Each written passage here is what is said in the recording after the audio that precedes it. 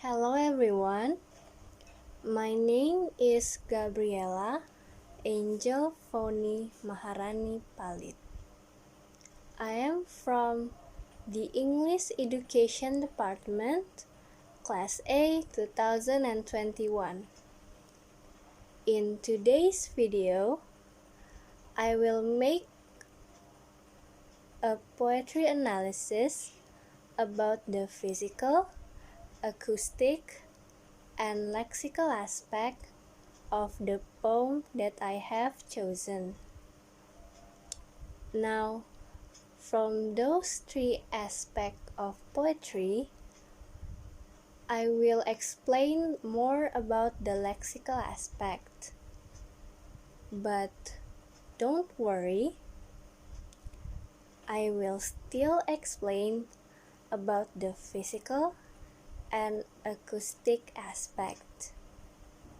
And before I forgot, the poem that I will analyze is Hope is the Thing with Feathers by Emily Dicikinson.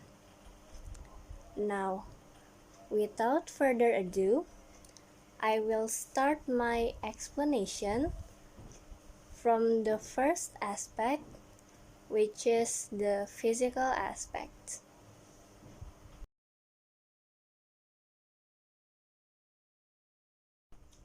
So first, I am going to explain the physical aspect of Hope is the Thing with Feathers. Just like most of Emily Dickinson poetry, this one is also written in short stanza. This poem consists of 3 stanzas. Each stanza has 4 lines, and it follows the pattern of ABCB, conforming to the expected pattern of a ballad, with the second and fourth lines usually rhyming, while the first and the third one usually not. And so, we are going to move to the next aspect, which is acoustic aspect.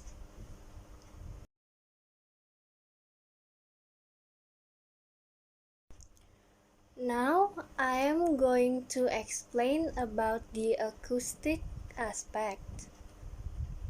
Like in the physical aspect, this poem is written in ballad. In this ballad, the meter that it consists are mostly tetrameter and trimeter iambic in most lines. The odd-numbered lines contain 8 syllables, while in the even-numbered lines, it contains 6 syllables, which means that the odd-numbered lines are tetrameter iambic and the even-numbered lines are trimeter iambic. Although, when I read and analyze this poetry again, there are some lines that consist more than 6 or 8 syllables. So, in the end, they still tetrameter and trimeter, but they are not iambic. Instead, they are trochee. So now we are going to move to the last aspect, which is the lexical aspect.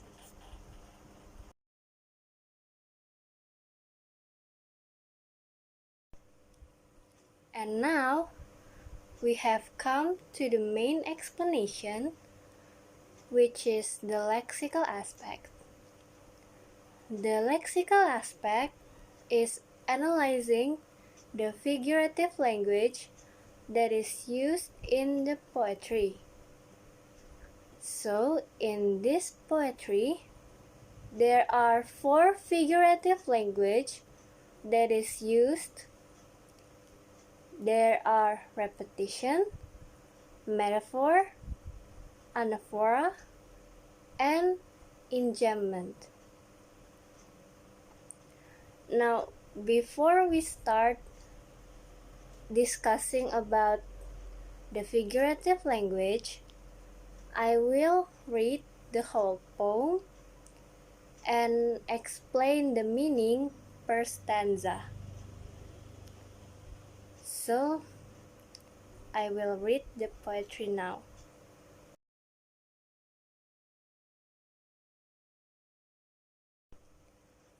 Hope is the Thing with Feathers by Emily Dicikinson.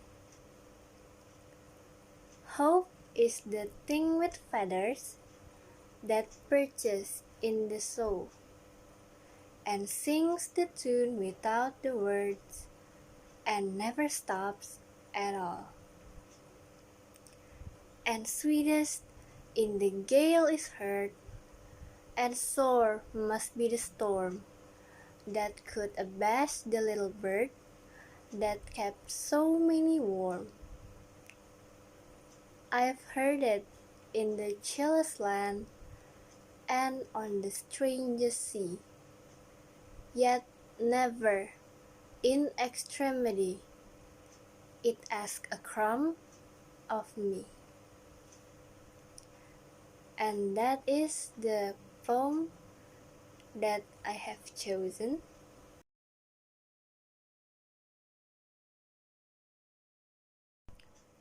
So, just like I said in the beginning, after I read the poem, I will explain about the meaning per stanza. So, Emily Dicikinson is an expert employer in metaphors, as she uses the small bird to convey her message, indicating that hope burns in the harshest of storm, coldest of winds, and in the unknown of seas for that matter. Yet, it never demands anything in return.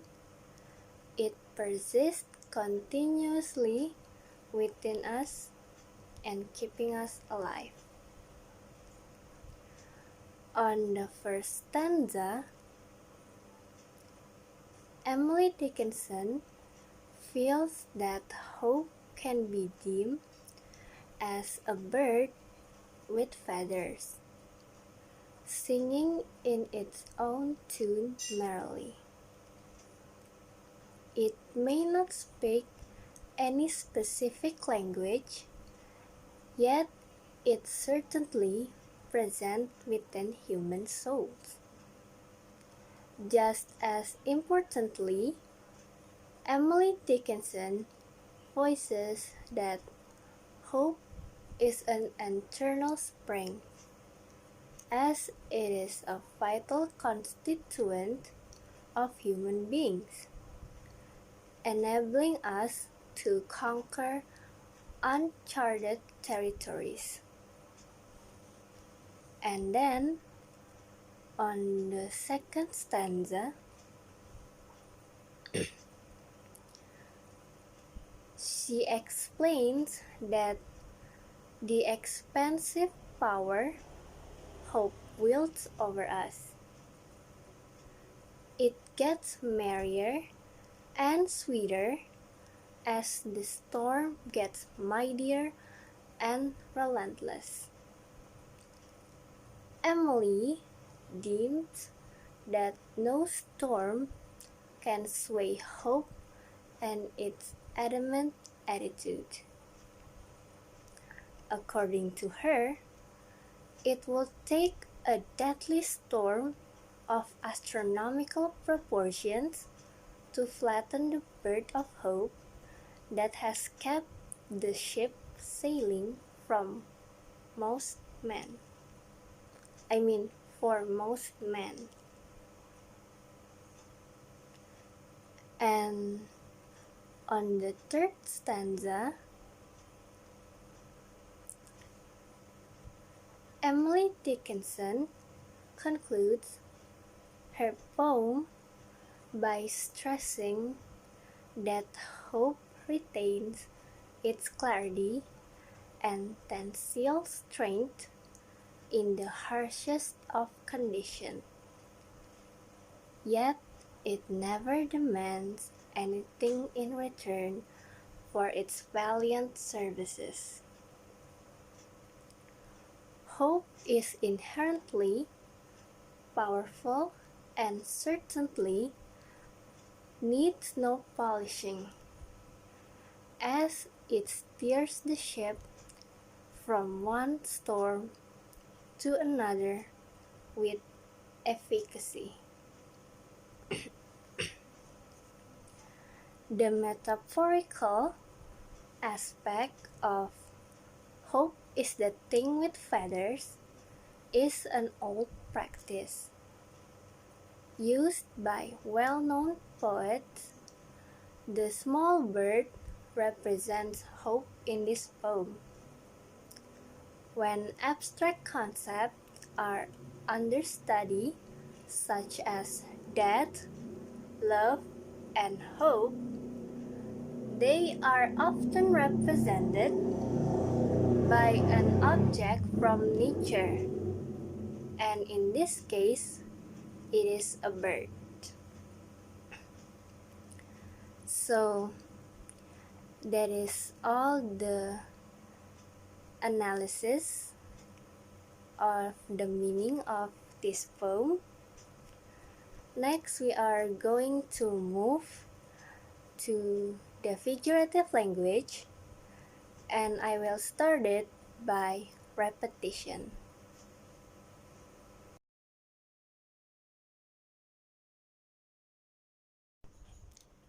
As we all know, repetition is the act of repeating something, whether if it is in doing, saying, or writing something. In poetry, repetition is using the same words or phrase over and over again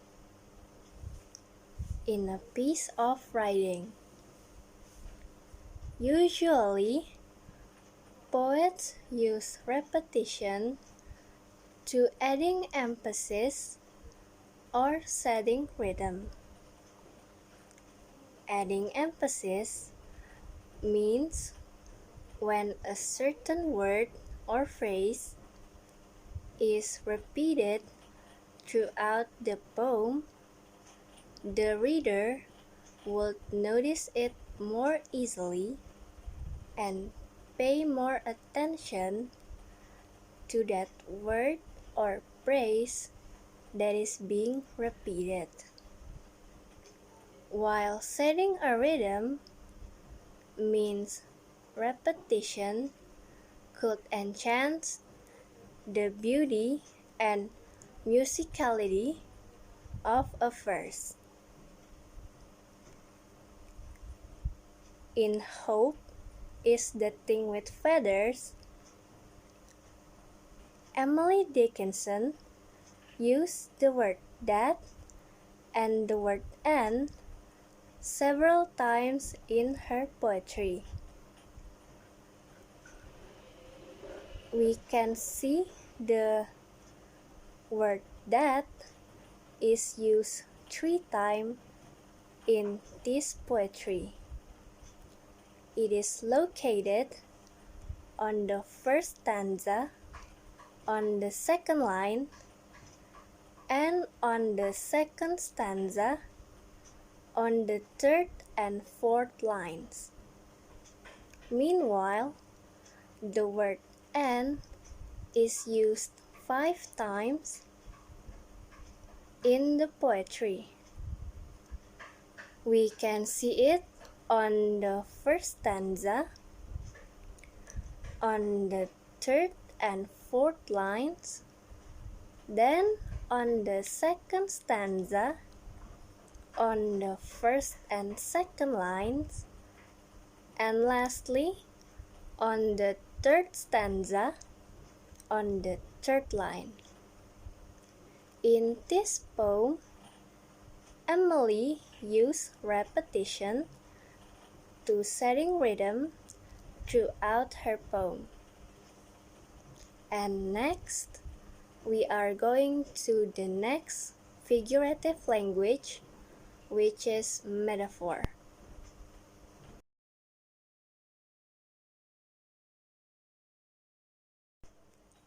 In general, metaphor is a figure of speech that describes an object or an action in a way that isn't literally true, but help explain an idea or make a comparison.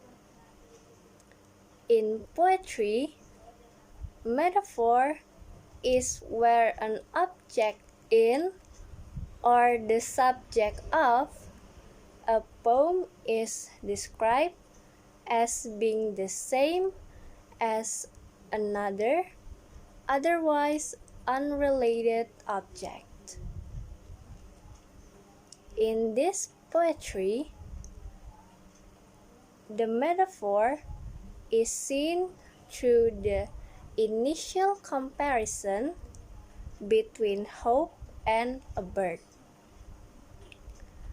We can see it on the first stanza that said, "Hope is the thing with feathers that perches in the soul." Feathers in this poem are related to a bird, and on the second line, the word perches are commonly related to birds. Also, on the second stanza that said, "That could abash the little bird," this is directly refers that hope is perceived as a bird. Basically, if you read the whole poem of "Hope is the thing with feathers," you can see that Emily Dickinson perceived hope as a bird that resides inside people's souls. The bird persists dutifully without a break and singing constantly. Emily emphasized that the bird sings vigorously during a hurricane and that it requires a heavier storm to lay the bird in peace. She also implies that the bird never wavers by her side, even if it is in the coldest of lands or in the strangest of seas. Yet, the bird never demands anything from her, not even a crumb of bread, and keeps singing away merrily. This is also the summary of the whole poem, as well as the theme of this poem. So, next we are going to move on to the third figurative language in the lexical aspect, which is anaphora.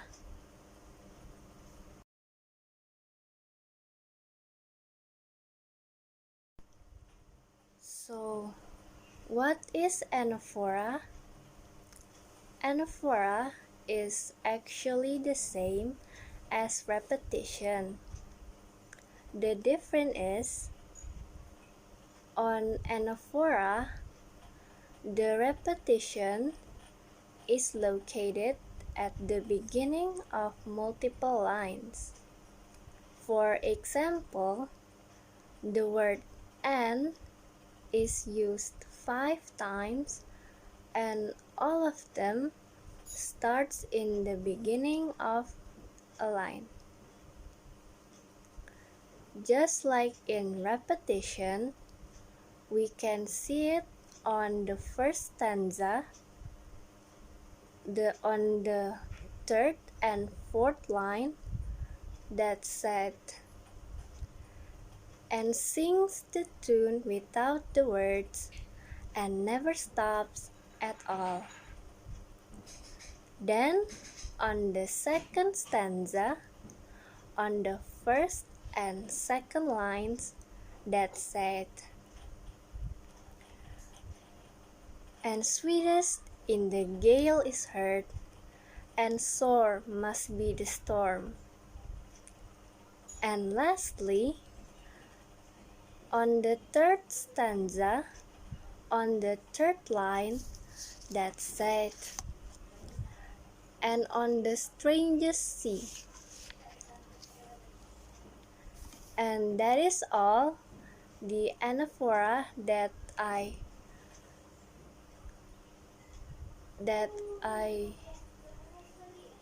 find in this poetry. Next, we are going to move to the last figurative language in the lexical aspect, which is enjambment.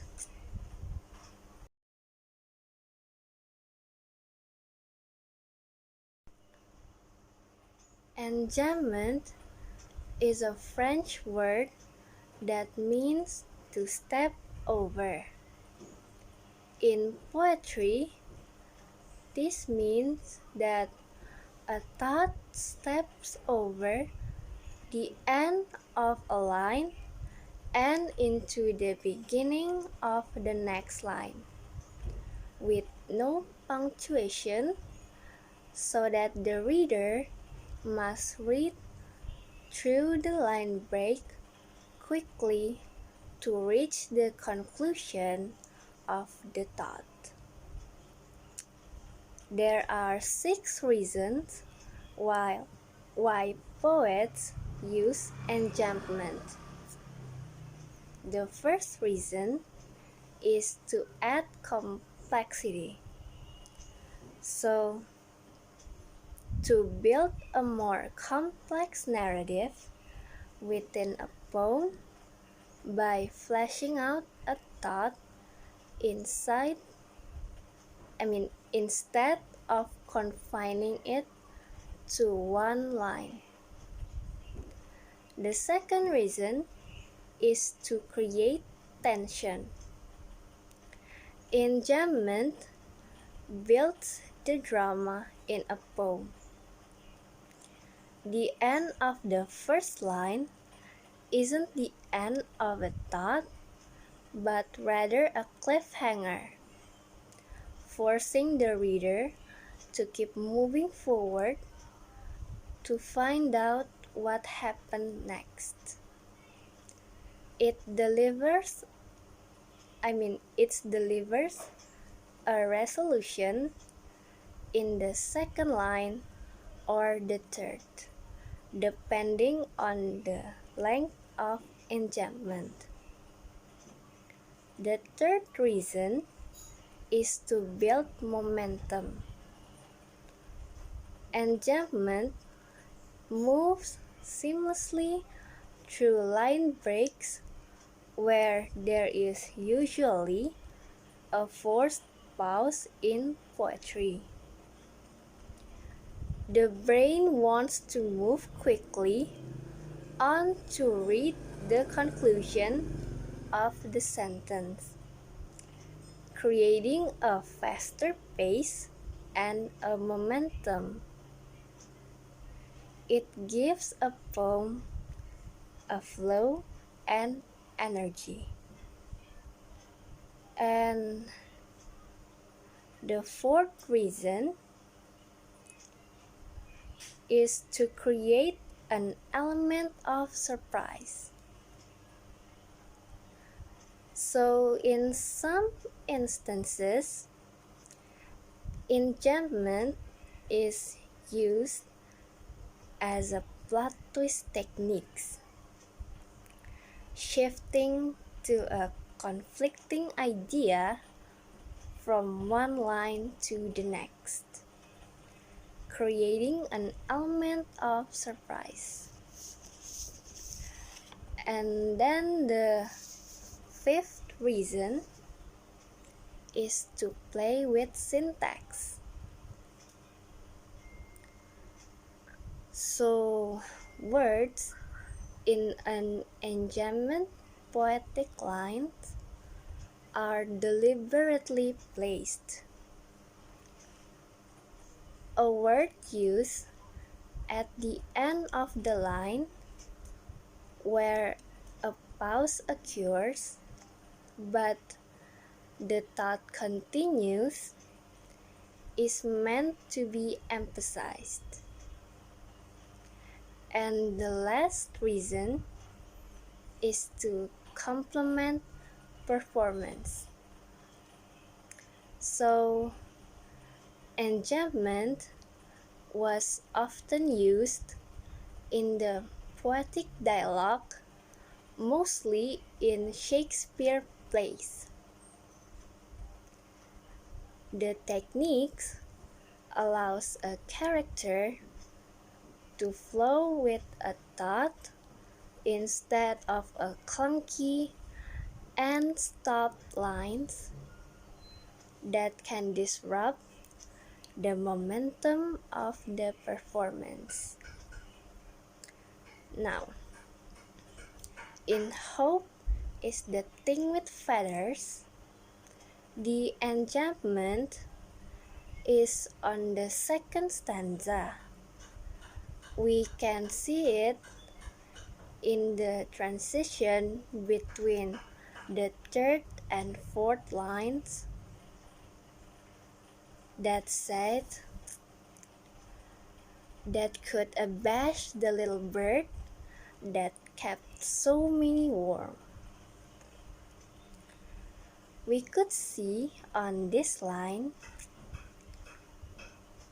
that the enjambment is used to create tension and to build momentum, because the tension forced the readers to keep moving forward to find out what happened next, while their brains want to move quickly to read the conclusion of the sentence that create a faster pace and a momentum. So, that is all from the enjambment, and that means it is the end of my explanation in the lexical aspect. That is also means that we have come to the end of this poem analysis video.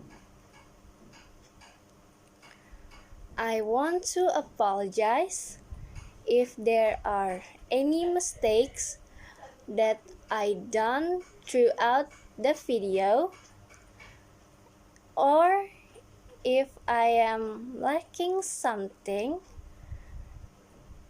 in explanation in some of these three aspects. Thank you for watching my video. Again, thank you and goodbye everyone.